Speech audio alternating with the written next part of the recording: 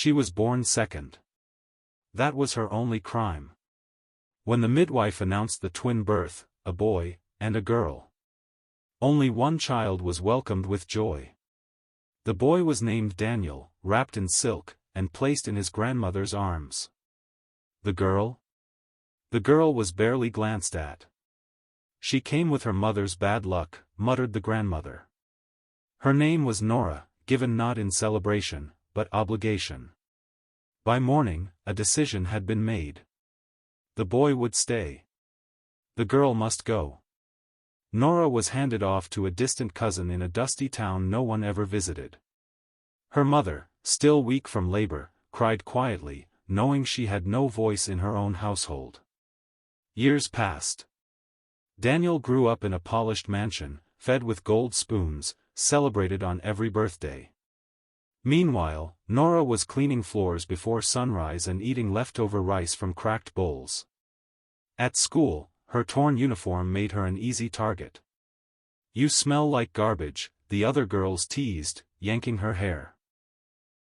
When she cried, her guardian would slap her. "Be useful or get out." No one hugged her. No one remembered her birthday. And yet, she remembered Daniel. Every night, she'd whisper his name, wondering if he ever thought of her. Once, she tried asking her guardian about her twin. The woman snapped, "He's a prince. You're just trash. Don't ever compare yourself to him again." But Nora didn't give up. She started keeping a small notebook, a list of dreams. Find my mother.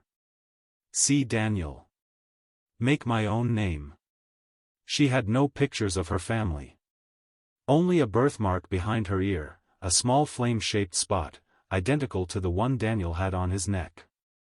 At age 13, Nora was asked to clean the compound of a wealthy home. She dragged her mop through the courtyard, sweat clinging to her body. Then she saw him.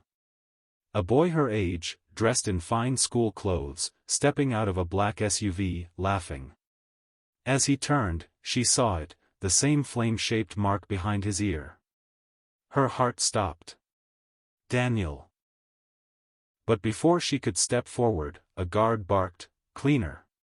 Go back to the quarters." Nora froze. Her lips trembled. "Does he even know I exist?" She turned to leave, her fists clenched.